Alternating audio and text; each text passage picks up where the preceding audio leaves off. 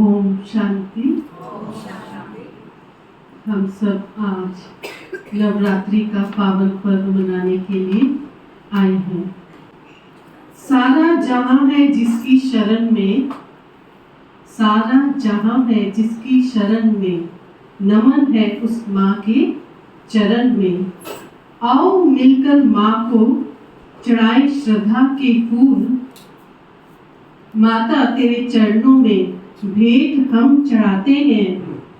कभी नारियल, कभी फूल, कभी माला, कभी चुनरी चढ़ाते हैं। उनको हम दिल से नमन करते हैं और यही भाव रखने के लिए हमारी ये छोटी सी कन्या एक गीत के द्वारा, डांस के द्वारा अपने भाव व्यक्त करेगी।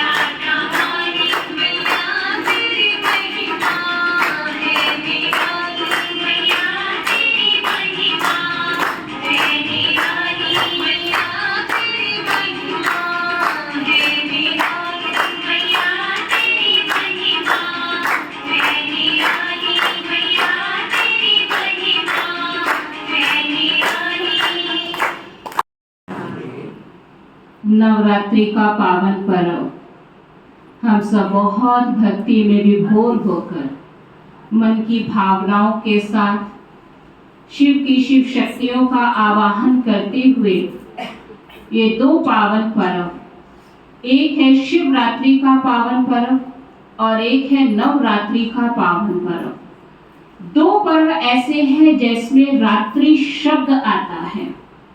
त्योहार तो हम सब बहुत मनाते हैं। भारत देश त्योहारों का देश है, जहां पर अनेक प्रकार के धर्म, जाति, संप्रदाय के साथ विभिन्न तरीकों से हम भगवान की भक्ति करते हैं। कोई किसी रीति से ईश्वर को याद करता है, अपनी भावनाओं को अर्पित करता है, कोई किसी विधि विधानों को अपनाता है। लेकिन हम सब बहुत ही भक्ति भावना से ये शिवरात्रि का पावन पर्व हो या नवरात्रि का पावन पर्व हो, केवल मन में एक ही भावना होती है कि शिव से हमें वरदान मिल जाए, देवी माँ से हमारे सब मन की मुरादें पूरी हो जाएं। इसलिए जब हम माँ के भवन में जाते हैं तो ना जाने कितनी सारी इच्छाओं को लेकर जाते हैं, क्योंकि हमें ये आश है, ये विश्वास है कि माँ हमारी हर मुरादें निस्वार्थ भावना से अवश्य पूर्ण करेंगी। चाहे स्वास्थ्य चाहिए या धन चाहिए, चाहे नौकरी चाहिए या बच्चा चाहिए, किसी भी प्रकार की कोई आश होती है तो हम माँ के द्वार पे जाते हैं और माँ से सब कुछ निसंकोच कह डालते हैं। ऐसा हम समझते हैं कि उनके आगे की हुई हर फरियाद वो सुनेगी और हम सब की फरियादों को वो पूरा करेंगे। अगर हम विचार करें कि आखिर वो शिव की शिव शक्तियां कौन थी, माँ दुर्गा के रूप में अनेक रूपों से उनको याद किया गया है। कभी वो दुर्गा बनी तो कभी काली बनी, कभी भवानी बनी तो कभी ज्वाला देवी बनी, कभी चिंतपूर्णी बनी तो कभी माँ शीतला देवी बनी। अगर हम उनके रूपों को याद करें तो एक माँ ने अनेक रूपों को धर कर अनेक भक्तों की आश को पूर्ण किया। आखिर वो कौन थी वो माँ, जिस माँ का शारीरिक जन्म भी नहीं दिखाते हैं, एक अवतार दिखाते हैं। और उनके अवतरित होने का क्या रीजन था, क्यों उनका आवाहन किया गया? तो संसार में जब पाप भ्रष्टाचार बढ़ा, दुख और अशांति बढ़ने लगी, संसार में त्राहिमाम होने लगी, नारी शक्ति को परमात्मा ने इतना ऊंचा स्थान दिया जिसके लिए भगवान ने कहा ये नारी शक्ति तो शक्ति स्वरूपा है, जिसकी वंदना में कहते भी है वंदे मातरम। और उसी नारी शक्ति को जब भारत द्वापर युग में पहुंचा तो पतन होने के कारण, दृष्टि वृत्ति में गिरावट होने के कारण धीरे धीरे मात्र शक्तियों का सम्मान संसार में कम होने लगा। और तब परमात्मा ने इस संसार में स्वयं प्रकट होकर नारी शक्ति को यह एहसास दिलाया कि तुम कोमल और कमजोर नहीं हो, तुम तो शिव की शक्ति नारी हो, इसलिए तो शिव शक्ति कहलाती हो। तो वही शिव शक्ति नारियों को परमात्मा पिता ने स्मृति दिलाते हुए याद दिलाया कि आज दुनिया में भी चाहे शक्ति की आवश्यकता हो या धन की आवश्यकता हो, विद्या की आवश्यकता हो या किसी और चीज की आवश्यकता हो, हमेशा माँ लक्ष्मी को, माँ दुर्गा को, माँ सरस्वती को विभिन्न तरीकों से याद किया गया। और आज जो हम नवरात्रि का ये पावन पर्व मना रहे हैं, ये उसी का प्रतीक है। इसलिए हम दुनिया में भी देखते हैं कि जब भी कभी माँ का आवाहन किया तो माँ हमेशा सजी सजाई रूप में दिखाया, लेकिन जब किसी भगत की मदद करने के लिए वो धरती पर अवतरित हुई तो कभी भी सजा सजाया रूप नहीं दिखाते हैं।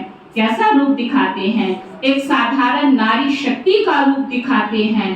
कभी किसी की माँ बन जाती, कभी किसी की बहन बन जाती, कभी किसी की कोई और रिश्ते नाते को लेके वो उस आत्मा के दुख दर्द को मिटाती हैं।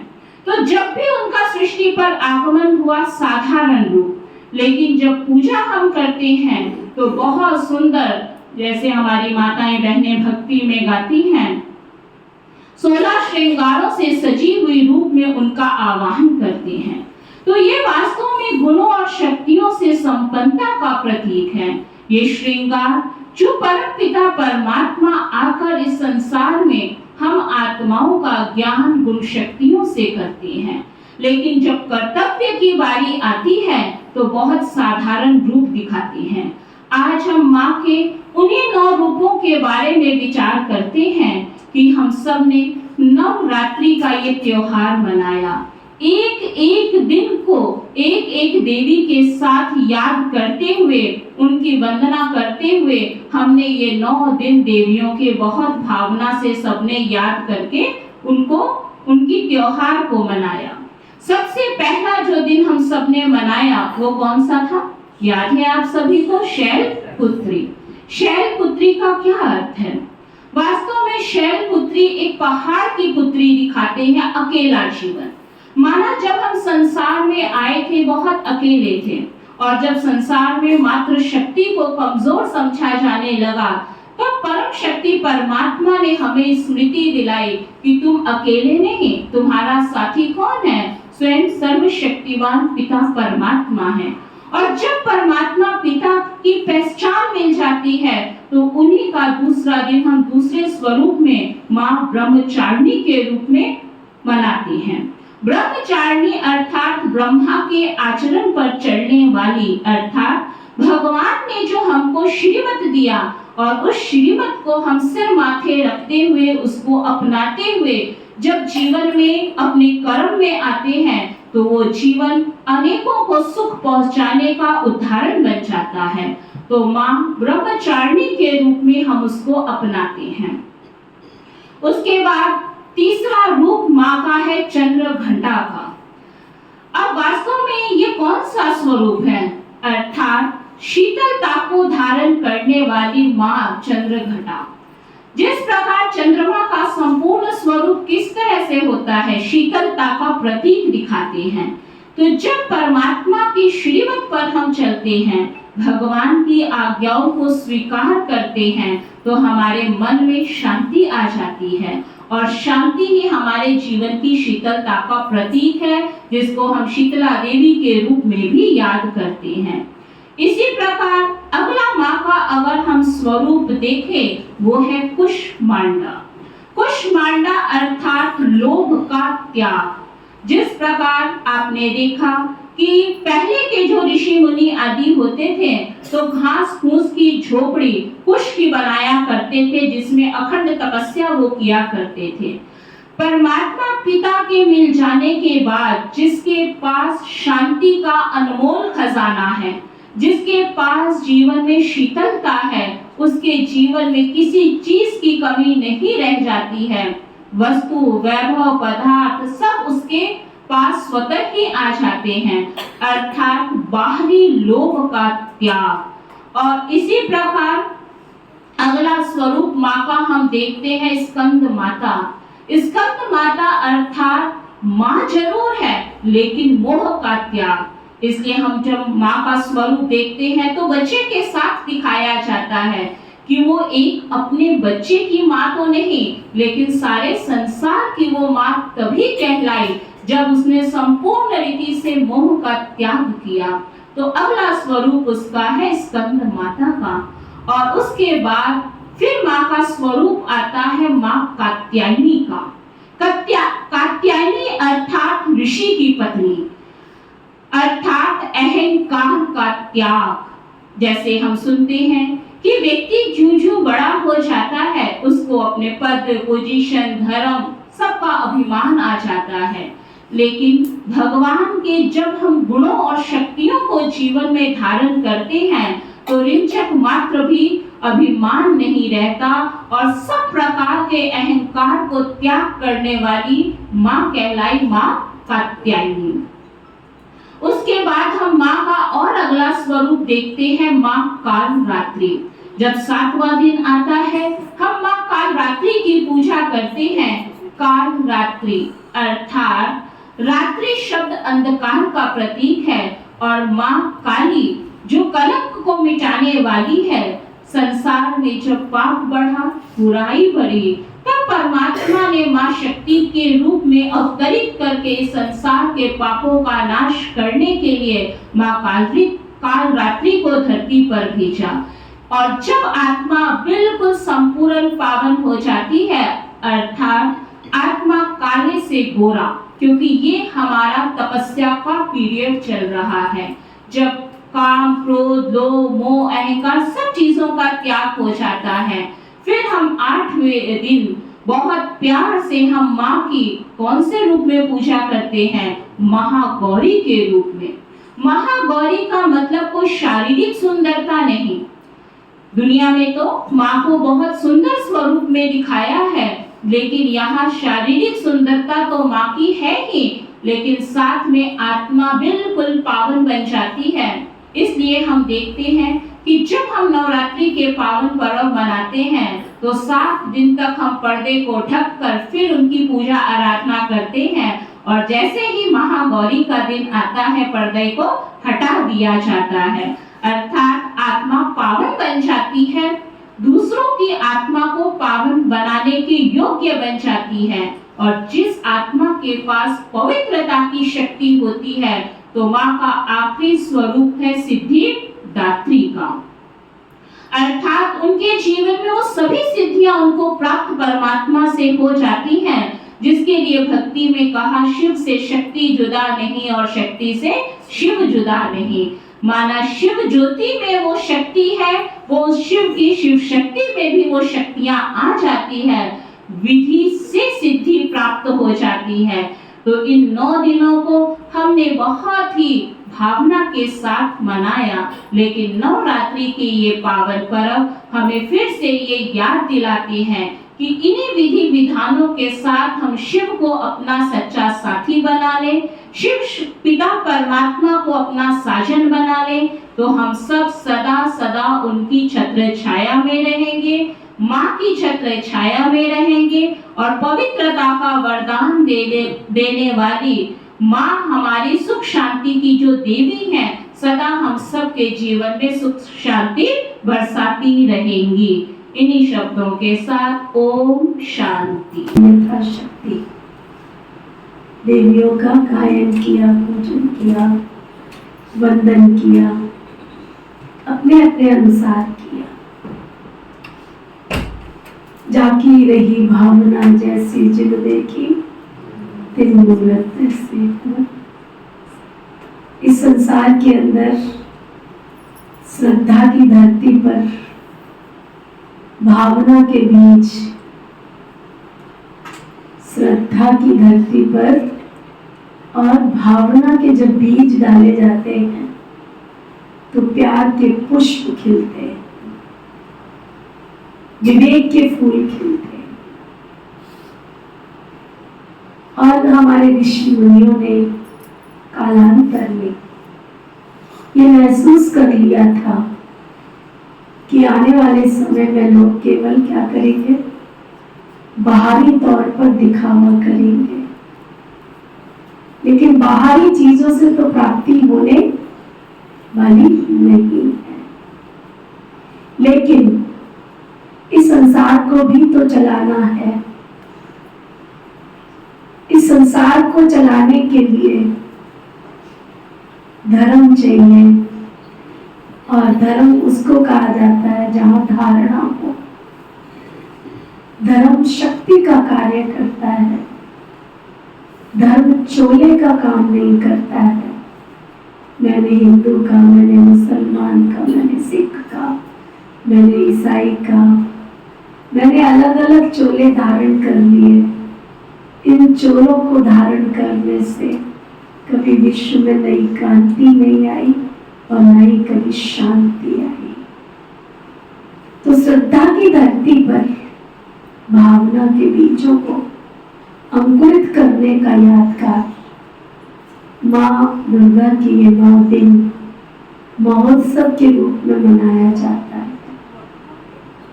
एक नहीं, पूरे 9 दिन मनाया जाता है। उन 9 दिनों के अंदर हम देखते हैं जैसा कि हमने वर्णन सुना, चित्रण किया, गीत के द्वारा भी, वक्तव्य के द्वारा भी। इन 9 दिनों के अंदर जैसे ही पावन नवरात्रि का उत्सव आता है और उस उत्सव से पहले हमारी भावनाओं में कहीं ना कहीं घरों में, परिवारों में साधना प्रकट होने लगती है ना। हम भूखे नहीं रह सकते हैं, लेकिन माता रानी की ऐसी कृपा होती है कि हम संकल्प मात्र करते हैं और 9 दिन उपवास कर लेते हैं। आजकल मात्र हो सकता है कि लोग अनेक तरीकों से करते हैं, वो तो रॉन्ग तरीका है। हमारी हिंदू संस्कृति के अंदर गर्मियों में नवरात्रि आती है, गर्मियों के बाद फिर सर्दियों से पहले आती है। अब सर्दी शुरू हो गई है और जैसे ही सर्दी पूरी होगी, गर्मी आने से पहले चैत्र के नवरात्रे और है ना सर्दियों के नवरात्रे। तो इन दोनों नवरात्रों का हमारी भारतीय संस्कृति में बहुत महत्व है। वैसे तो वर्ष में 4 नवरात्रे होते हैं, 4 नवरात्रे 2 गुप्त होते हैं, 2 प्रत्यक्ष होते हैं और पूरा 9 दिन। और फिर भी वर्ष के अंदर कोई ना कोई विधि से देवियों की पूजा हम करते ही रहते हैं। जैसा इन नवरात्रों के पीछे जो आध्यात्मिकता है, ये शरीर हमारा प्रकृति से बना हुआ है, प्रकृति के 5 तत्वों से बना हुआ है।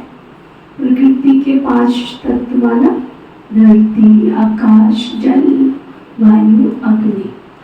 ये प्रकृति के 5 तत्व अगर स्वस्थ होंगे तो शरीर स्वस्थ होगा, और शरीर स्वस्थ होगा तो शरीर में कार्य करने वाली शक्ति भी स्वस्थ होगी। तो हमारे ऋषि मुनियों ने शरीर को स्वस्थ रहने की एक प्रणाली तैयार की कि जो हमने 6 महीने के अंदर जो कुछ इस शरीर के अंदर डाला, जो कुछ खाया पिया, है ना। सर्दियाँ आएंगी तो हम क्या करेंगे? खूब माल पकवान खाएंगे। कोई पिंडियाँ खाएगा, कोई तिल के लड्डू खाएगा, कोई मूंग की दाल के, कोई उड़द की दाल के, पता नहीं क्या क्या क्या क्या इस शरीर को बलिष्ठ बनाने के लिए, ताकतवान बनाने के लिए जो खाएंगे।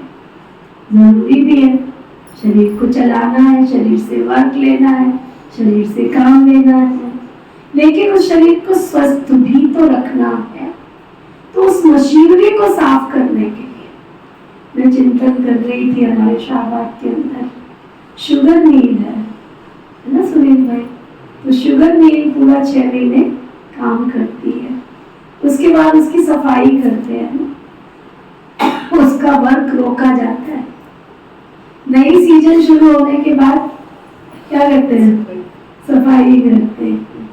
तो हमारे ऋषि मुनियों ने इस शरीर रूपी मशीन की सफाई के लिए ऐसा एक विधि और विधान बनाया था, जिसमें हम पूरी शरीर की मशीनरी को साफ कर सके।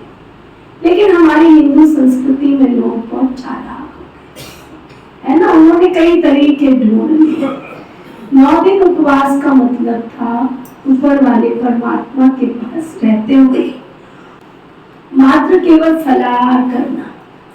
भूखा रहने के लिए तो नहीं कहा गया, लेकिन फलाहार करना, है ना।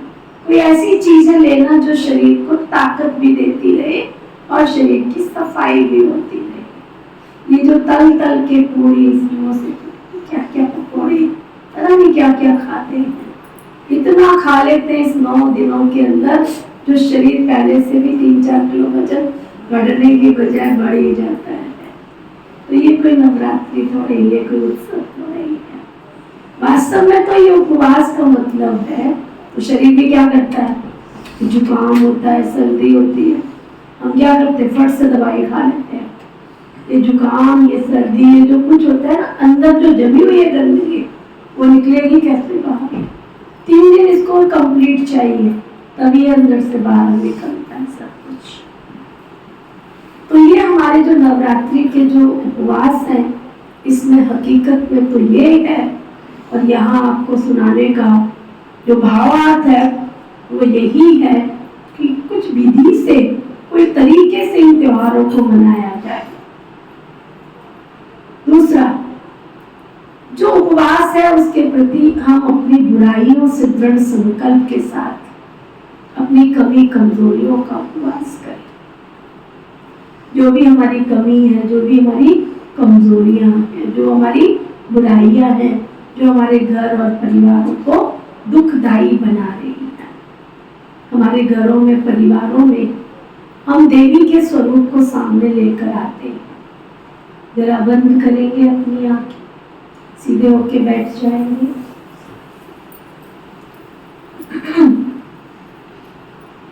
और आप सबने पहले भी कई बार देवी की भक्ति की है, उस स्वरूप को सामने लाएंगे। एक युवा स्वरूप में सुंदर सी युवती, जिसके चेहरे पर एक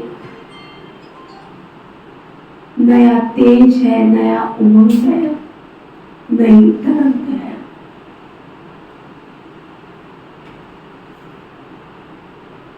एक ऐसी युवती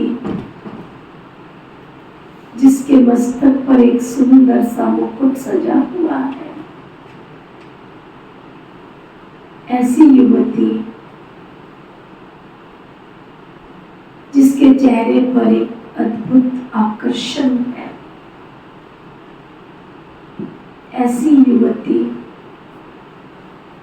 जिसके नैनों में प्यार झलक रहा है, वात्सल्य का प्यार, माँ की ममता का प्यार। 16 श्रृंगार की हुई वो युवती माँ के रूप में नजर आ रही है,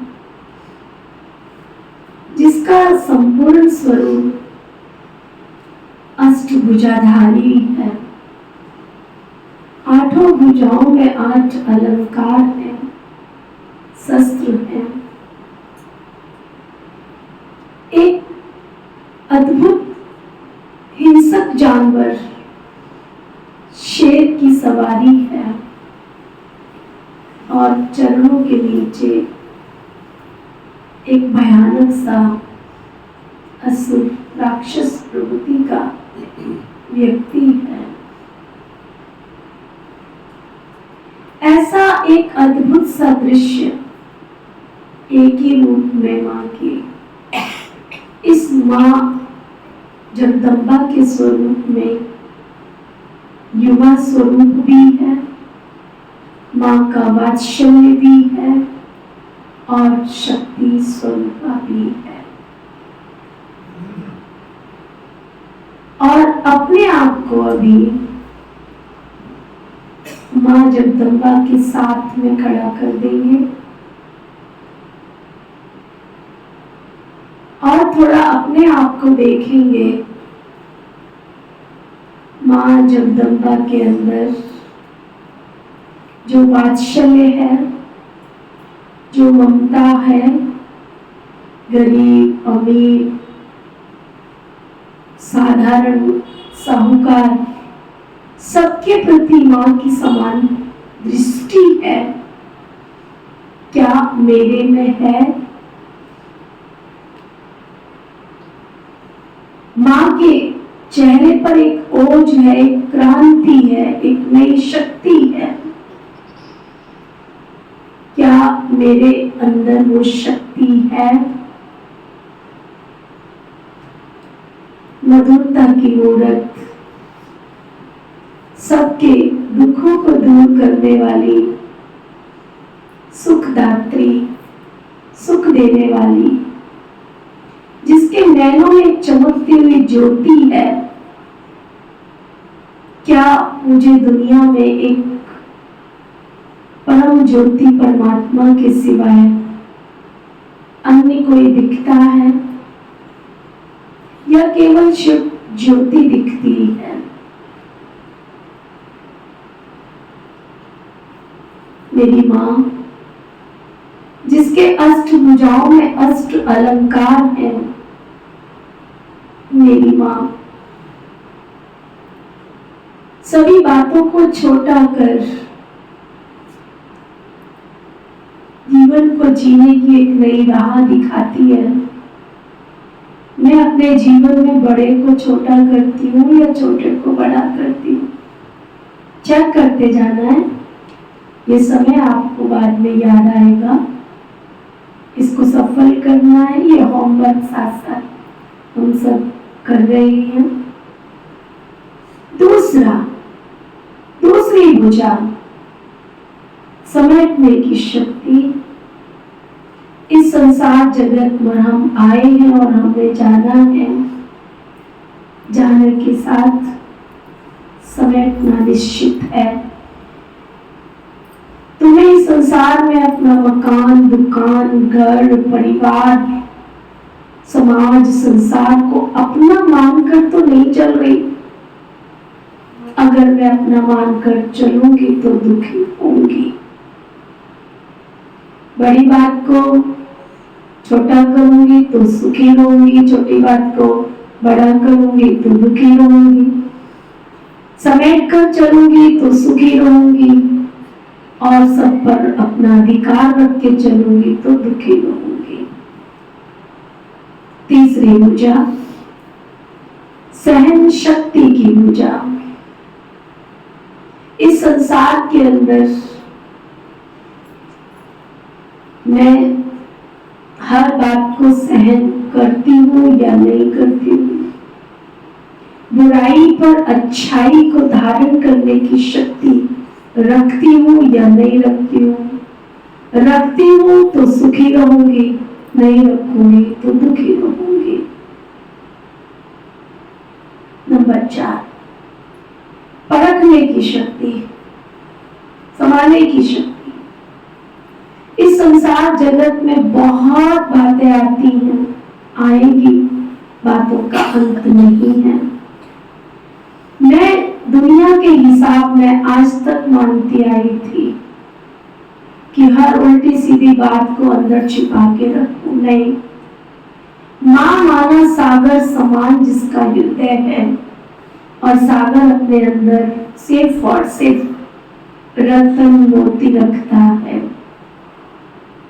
मैं अपने इस आत्मा रूपी पात्र में इधर की उधर की निंदा की, चुगली की, परचिंतन की, व्यर्थ की बातों को रखती हूँ तो दुखी रहूंगी। और सागर के समान जहां से भी मुझे मिले गुणग्राही दृष्टि बनाकर अच्छी चीजों को जो सुख देने वाली है उनको समा कर रहूंगी तो सुखी रहूंगी। परखने की शक्ति हमारी 5वीं भुजा, माँ दुर्गा मैया की, माँ जगदम्बा की 5वीं भुजा, परखने की शक्ति। इस संसार में चमकीले से संसार में जहां कलयुग की चकाचौंध है, जहां हर गली के कोने पर, हर 2 कदम की दूरी पर दुख देने वाले और धोखा देने वाले लोग हैं। अगर मैं हर चीज में अट्रैक्ट होती जाऊंगी तो दुखी होंगी और हर चीज को परख कर चलूंगी तो सुखी रहूंगी। फिर है सामना करने की शक्ति, 6वीं शक्ति, सामना करने की शक्ति। इस संसार के अंदर बहुत सारी बातें आएंगी। मैं कहीं ईंट का जवाब पत्थर से तो नहीं देती। अगर ईंट का जवाब पत्थर से दूंगी तो दुखी रहूंगी। लेकिन ऐसी वाहियात बातें जो मेरे चरित्र को गंदा करती हैं, कलंकित करती हैं, मेरे चरित्र को नुकसान पहुंचाती है, मुझे उन सब बातों का कायर नहीं बनना है। मुझे फेस करना है समाज की ऐसी समस्याओं का निदान करने में अपनी शक्ति का यूज करना है। हम कहीं ये तो गलती नहीं कर रहे, सहन करने की जगह समा रहे हो और समाने की जगह सहन कर रहे हो। अगर हम ऐसा करेंगे तो दुखी होंगे और अगर सही करेंगे तो सुखी होंगे। फिर है सातवीं शक्ति, निर्णय करने की शक्ति। इस संसार जगत में हम आए हैं, अगर मेरी डिसीजन पावर ठीक नहीं है, निर्णय शक्ति ठीक नहीं है, तो मैं दूसरों के निर्णय पर चलती रहूंगी, एक दूसरे से राय लेती रहूंगी। इस संसार में राय देने वालों की कमी नहीं है। मुझे चेक करना है मेरी डिसीजन पावर, मेरी मेकिंग पावर, मेरे अंदर की जो निर्णय शक्ति है, मैं जो कुछ सोचती हूँ, समझती हूँ, परखती हूँ, क्योंकि मेरे अंदर किसी भी प्रकार का नेगेटिव और वेस्ट नहीं है, जिससे मेरा मन, वाणी, मेरा कर्म सब साफ सच निर्मल है। तो मेरी जजमेंट पावर, जिस प्रकार से लकड़ी को तौलने वाली तराजू, लोहार की तराजू और सुनार की तराजू, तीनों में फर्क है। मेरी बुद्धि सुनार के तराजू के समान है, जो सब कुछ अच्छा अच्छा और महीनता के साथ निर्णय लेती है। अगर मैं सोच समझकर, जिसको कहा जाता है सोच सोच कर फिर सोचो, वो सोचने वाली शक्ति के साथ मैं निर्णय करती हूँ, तो मैं सदा सुखी रहूंगी। अगर मैं दूसरे के कहने के अनुसार चलूंगी तो दुखी रहूंगी। एक बार मैंने सही डिसीजन ले लिया और दूसरा आकर आपको उसमें हस्तक्षेप करता है, तो सामना करने की शक्ति को यूज कर अपने डिसीजन पावर पर स्थिर रहने वाली मैं निर्णय शक्ति का अवतार हूँ। फिर आती है आठवीं शक्ति, सबको सहयोग देने की शक्ति। इस संसार जगत में परमात्मा ने मुझे भेजा, मेरा तन सबकी सेवा में लगे, मेरा मन संसार को खुशी देने में लगे और मेरा धन संसार के अनेक आत्माओं को सहयोगी बनाने में लगे। केवल खाऊं खाऊं पेट में बिलाऊं है, केवल मैं अपने लिए सोच रही हूँ, तो मैं कभी सुखी नहीं रह सकती हूँ। खुशी देंगे खुशी मिलेगी, शांति देंगे शांति मिलेगी, प्यार देंगे प्यार मिलेगा। अगर मैं इस संसार जगत में कर्मों की खेती अर्थात पुण्य कर्म करूंगी, श्रेष्ठ कर्म करूंगी, महान कर्म करूंगी, तो मैं सदा सबको सहयोग देने वाली तन, मन और धन 10%, हमारे ऋषि मुनियों ने हमें सिखाया 10%। क्या मैं अपनी लाइफ में जो मेरे पास तन है, उस तन का कितना हिस्सा, अगर मेरी जो वर्तमान समय आयु है, उस आयु की परसेंटेज निकालकर मैं देखूं, क्या मैं ईश्वर की सेवा में तन को लगा रही हूँ। अगर लगाऊंगी तो तन मेरा स्वस्थ रहने में मुझे सदा मदद करेगा, डेफिनेटली करेगा। मेरा मन अगर बुराइयों से विरक्त है, काम से, क्रोध से, लोभ से, अहंकार से, खुशियों में रहता है, तो मैं सदा खुशनुमा रहूंगी। मेरे पास धन की जो शक्ति है, उस धन में से 10% अगर मैं ईश्वरीय सेवा अर्थ, विश्व की सेवा अर्थ, समाज की सेवा अर्थ, दुखियों की सेवा अर्थ, संसार के आवश्यक मनुष्यों की सेवा अर्थ सफल करूंगी, मेरे खजाने में कभी भी नेवर कमी नहीं आएगी। मेरे पास 24 घंटे का समय है, उस 24 घंटे के समय में से अगर मैं 2.5 घंटा, अगर 240 मिनट मैं ईश्वरीय सेवा में लगाती हूँ नियमित रूप से, तो मेरा जीवन सदा अच्छी तरह से, समय कटेगा नहीं, समय खुशियों के साथ बीतेगा, और हमें मालूम ही नहीं पड़ेगा कि मैं संसार में कब आई थी और कब चली गई। सब अपने अंदर देखें, चिंतन करें। क्या माँ दुर्गा के साथ खड़ी हुई मैं दूसरी माँ दुर्गा महसूस हो रही हूँ? फिर से चेक करें, वक्त दें अपने आप को, अंदर के आईने में देखें, अंतःकरण में झांकें, चिंतन करें।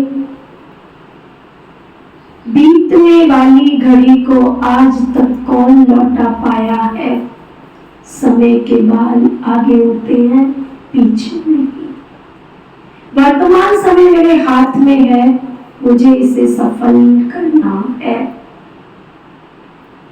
क्या मैं अपने तन को, मन को, समय को, संकल्प को, श्वासों को सफल कर रही हूँ? ये है मेरी चैतन्य माँ दुर्गा का, जगदम्बा का संपूर्ण स्वरूप।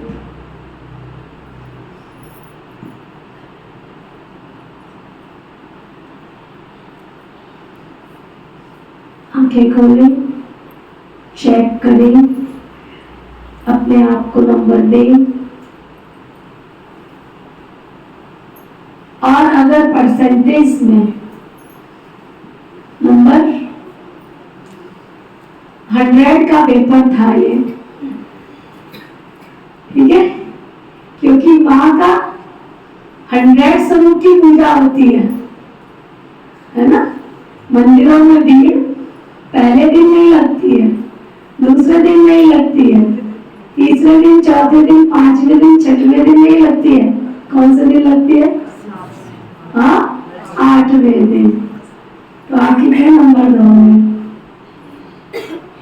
अपने आप को नंबर देना और रोज देना। ऐसी नवरात्रि सदा जीवन में बना के रखना। और अखंड ज्योत, यहाँ बाबा के घर में भी अखंड ज्योत प्रभु अनुभूति भवन में भी जल रही है। अखंड ज्योत घिए वाली नहीं, ज्ञान की ज्योत सदा जला के रखना, ज्योत बुझने ना पाए। इसके लिए क्या करते हैं? क्या करते हैं? घी डालते रहते हैं। प्रजापिता ब्रह्मा कुमारी श्री विश्वविद्यालय में पिता श्री ब्रह्मा बाबा ने सन 1937 में ज्ञान का ग्रंथ हम आत्माओं में डाला और वो आज तक डाले जा रहे हैं, डाले जा रहे हैं, डाले जा रहे हैं। और महाज्योति का प्रकाश एक नहीं, दो नहीं, 147 देशों में पहुंचता जा रहा है, पहुंचता जा रहा है, पहुंचता जा रहा है। माँ देवी के नाम का सभी अपने घर पर झंडा लगाते हैं। हमारे पिता शिव परमात्मा ने शिव शक्तियों को मैदान में उतारा, इसलिए इस जगह पर जहाँ बैठे हो इसका नाम है प्रजापिता ब्रह्मा कुमारी ईश्वरीय विश्वविद्यालय। क्या है इसका नाम? ब्रह्मा कुमार नहीं, क्या नाम है? शिव पिता परमात्मा ने नारी शक्ति को आगे रखते हुए विश्व के कोने में एक एक जगह पर सभी सेवा केंद्रों की संचालन करने वाली नारी शक्ति को आगे रखा।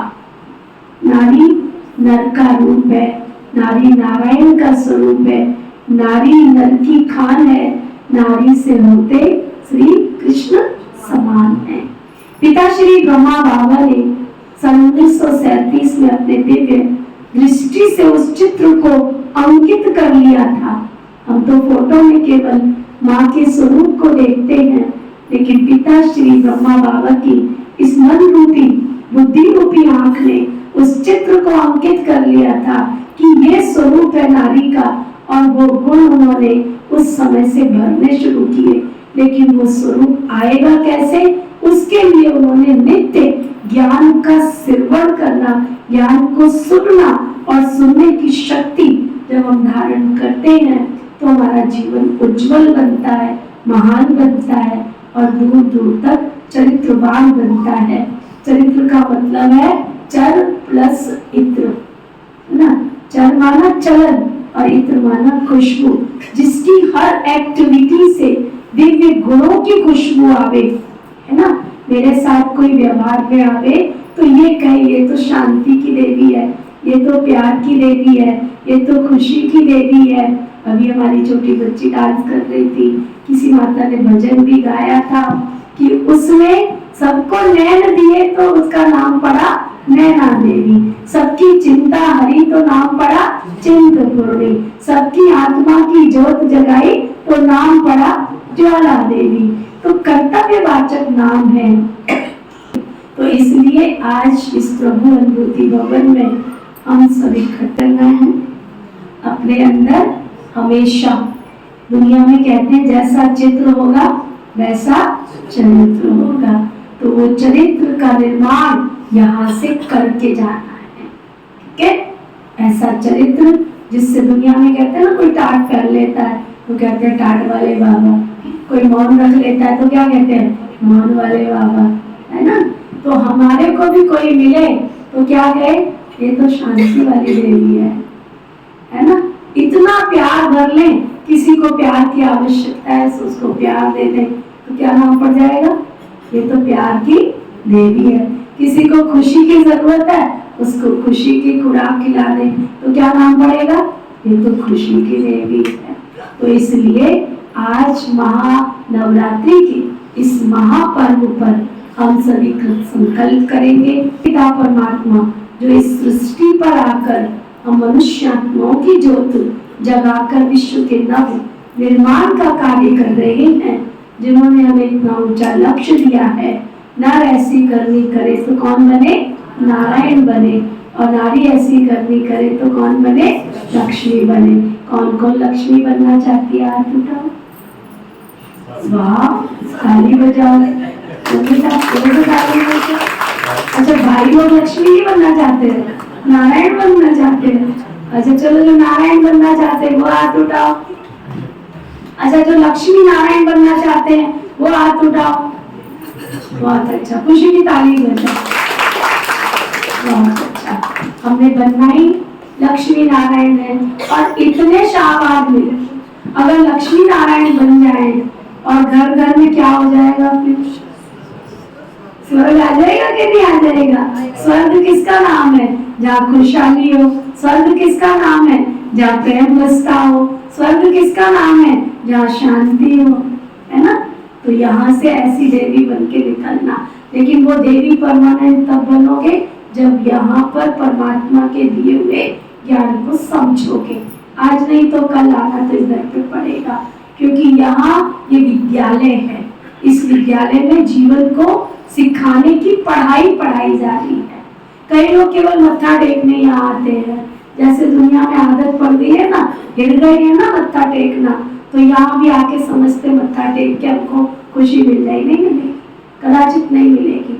अगर मत्था टेकने से, केवल व्रत रखने से, ये ज्योत जलाने से, अगर पैरों पर खड़े होने से, कांटों पर चलने से, समुद्र में खड़े होकर उसमें समाधि लगाने से, या पृथ्वी समाधि लगाने से, अगर दुनिया की बाह्यात जो बातें हैं, है ना, अगर उनको करके हमें सुख मिलता, तो मुझे मीठी बहनों मीठे भाइयों बताओ कि पहले से समय बदला है या सुधरा है।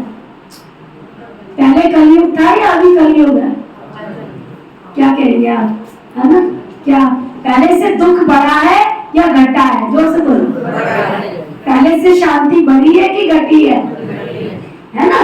तो जरूर इनके पीछे लॉजिक है कि हम बाहर की चीजें, मेरे को किसी ने आज थोड़ी सी क्लिप भेजी थी, मेरी आत्मा को बड़ा कष्ट पहुंचा। उस समय लोग बहुत लंबी कतार में दिए जला रहे थे, दिए जला रहे थे, और एक लंबी सी उन्होंने थड़ी बना रखी थी, दिए जला रहे थे लोग। और वहां एक साधारण सा कोई व्यक्ति खड़ा था, उसके हाथ में कोई जो डस्ट पेन जैसा नहीं होता है, ऐसा कोई डस्ट पेन था उसके पास।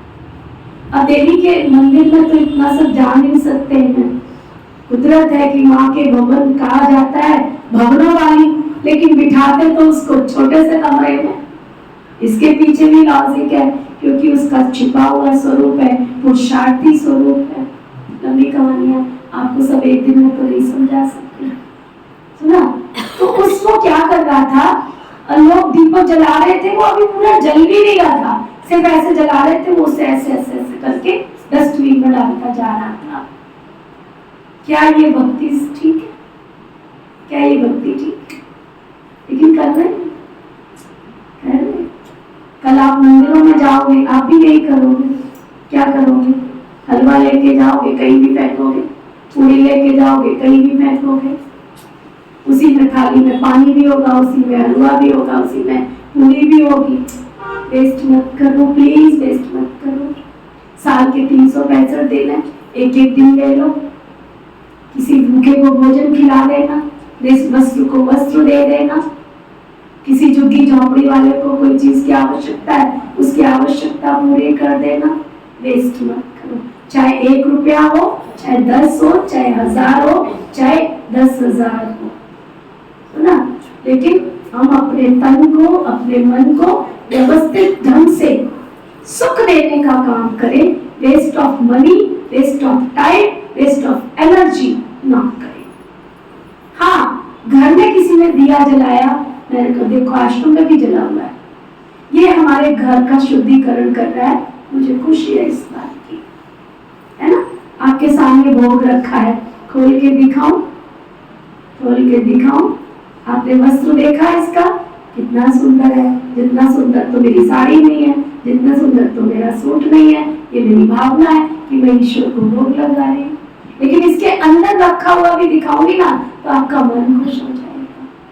भोग लगाना है तो शुद्धि से, साफ शुद्ध तरीके से बैठकर भोग लगाओ और गीत गाओ, रुच रुच भोग लगाओ मेरे प्रभु जी। अर्पण करो उसे, दर्पण करो उसे, तर्पण करो उसे, समर्पण करो उसे।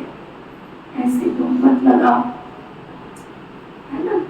ठीक है, तो बहुत विधि के साथ अगर हम कोई कार्य करेंगे तो दुनिया में कहा जाता है विधि सिद्धि लेके आती है, युक्ति मुक्ति को लेकर आती है। तो आपको क्या चाहिए? मुक्ति चाहिए, मुक्ति चाहिए, मुक्ति चाहिए। किस किस को चाहिए? तो युक्ति से चलना पड़ेगा। भले दुनिया के रीति रिवाज करो, कोई मना नहीं। यहाँ भी खेती कीजिए मेरी माताओं ने, मेरे को तो आता नहीं है कुछ भी, सच्ची बता दूं। ना मुझे जोत जलाना आता है, ना मुझे खेती बीजना आता है। हमारे क्लास की किसी माता ने बीजा है। ये हरियाली का प्रतीक है, घर को सुगंधित करने का प्रतीक है।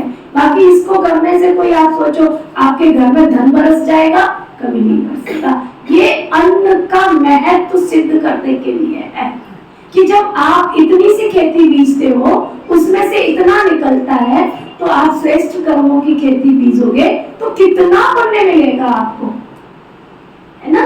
तो हमारे हिंदू संस्कृति के एक एक त्योहार के पीछे स्पिरिचुअलिटी है, आध्यात्मिकता है उसके अंदर, ठीक है।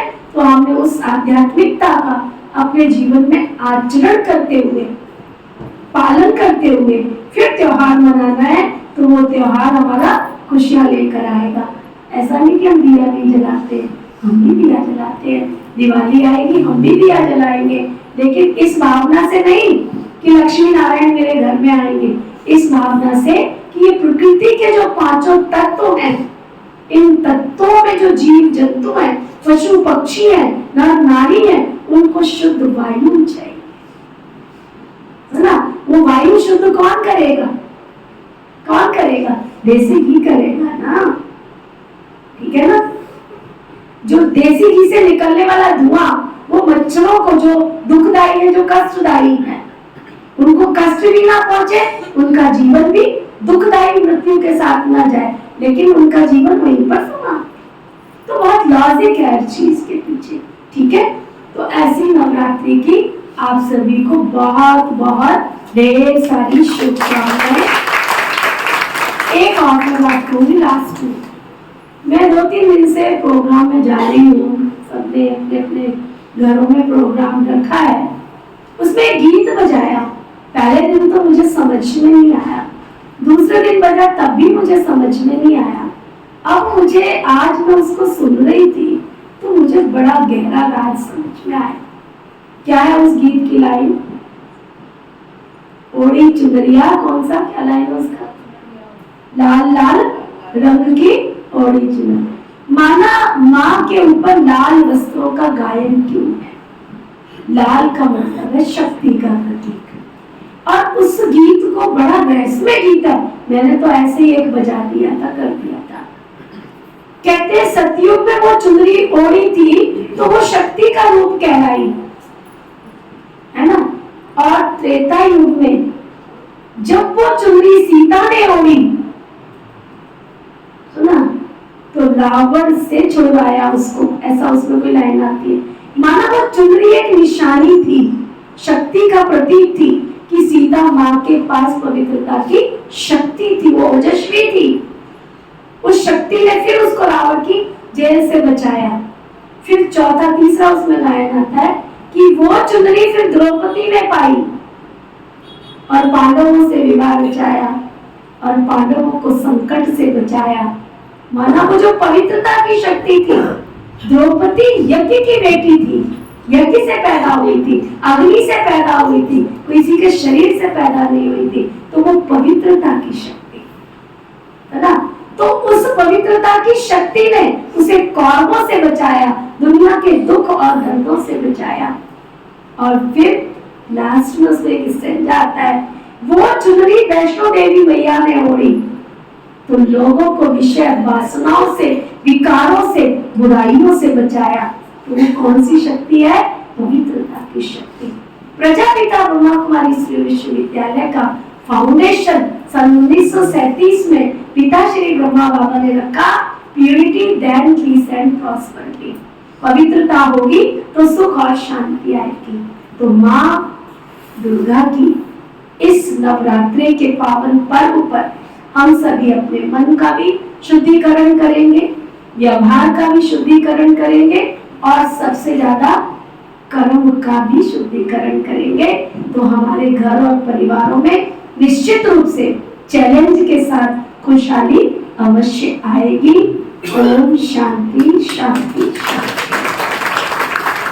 और आप सभी को पुनः इस ब्रह्मा कुमारी श्री विश्वविद्यालय में सुबह और शाम डेली आने वालों के लिए क्लासेस चलते हैं, जो रेगुलर यहाँ आते हैं उनके लिए क्लासेस चलते हैं, और जो न्यू कमर्स हैं जिन्होंने 7 डेज कोर्स करना है जिसमें स्पिरिचुअलिटी, आध्यात्मिकता क्या है, जीवन के हर क्षेत्र में कर्मों की फिलॉसफी क्या है, कर्म अकर्म विकर्म पाप कर्म, मैं कौन हूँ, मेरा पिता कौन है, तो 7 दिन का कोर्स कराया जाता है।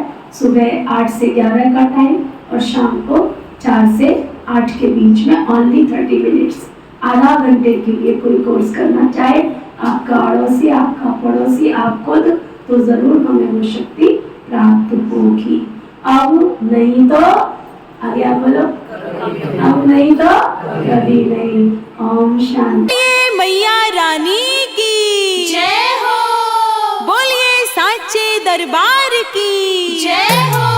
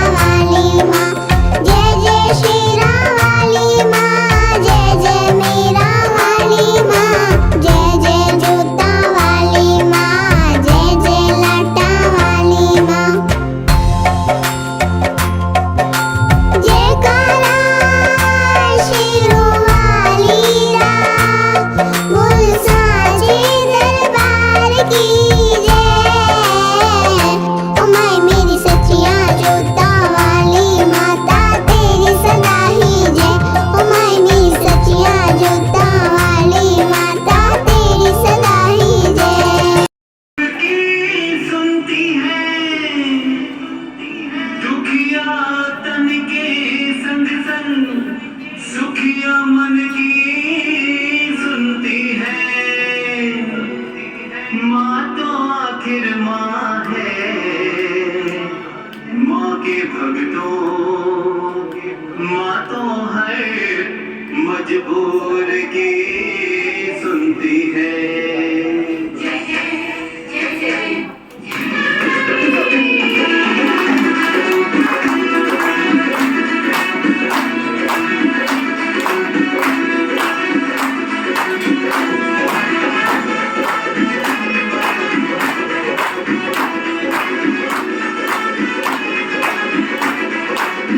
माँ की हर बात निराली है,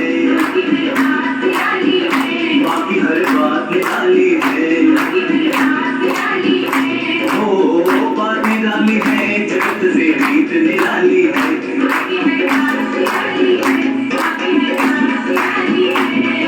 माता की से सबको मिली सौगात निराली है। माँ की हर बात निराली है।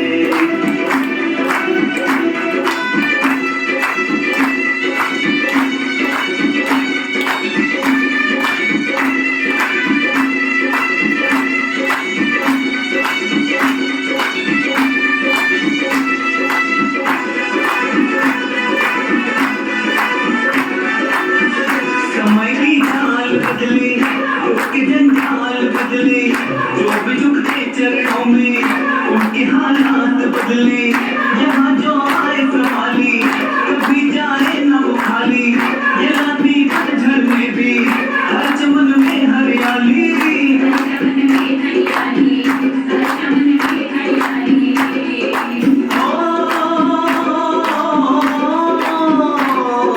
काली रातों में लाती प्रभात निराली है। माँ की हर बात निराली है। माँ की हर बात निराली है।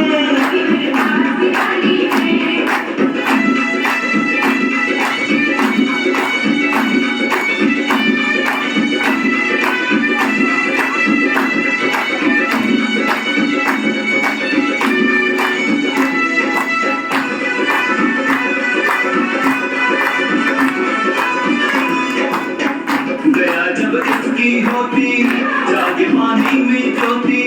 जिसे ये आप जगाए, वो फिर किस्मत वो सोती। गुरु से गिरने वाले, बड़े इस्मान संभाले। फंसे मझधार में बेड़े, किसी ने बाहर निकाले।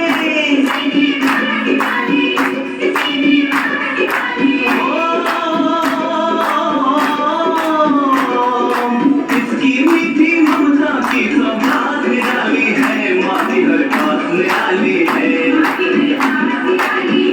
माँ की हर बात निराली है।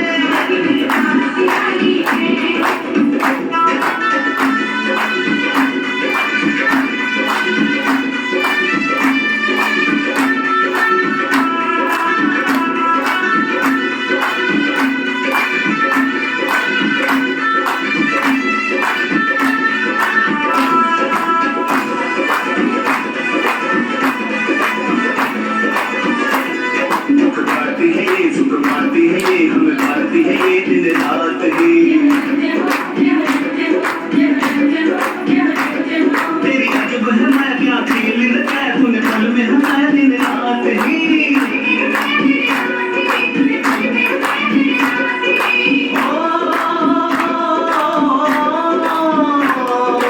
इसके चरणों में बीती हर रात निराली है। माँ की हर बात निराली है। माँ की हर बात निराली है।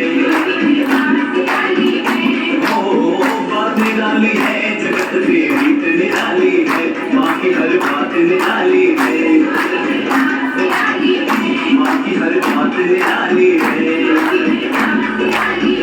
माँ की हर बात निराली है। माँ की हर बात निराली है। माँ की हर बात निराली है।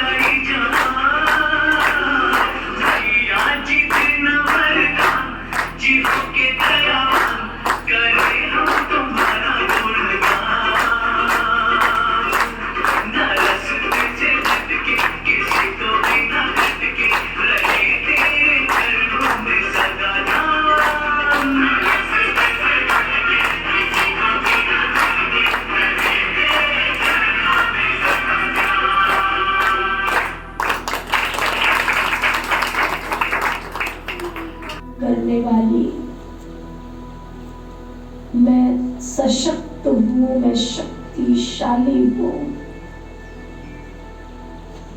हे प्रभु, हे परमेश्वर, आपने मुझे सशक्त किया, शक्तिशाली किया। अपने दिव्य ज्योति के प्रकाश की धाराओं से दिव्य स्नान कराकर मुझे प्रज्वलित किया। गंगा समान मेरा जीवन बनाया। आपका तहे दिल से शुक्रिया, शुक्रिया, शुक्रिया।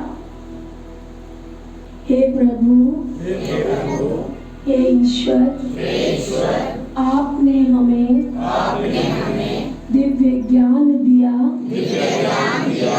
मेरा जीवन उज्जवल बनाया, दिव्य शक्तियों से सजाया, दिव्य गुणों से भरपूर किया, माला माल किया। आपका बहुत बहुत शुक्रिया। इस समस्त भूमंडल में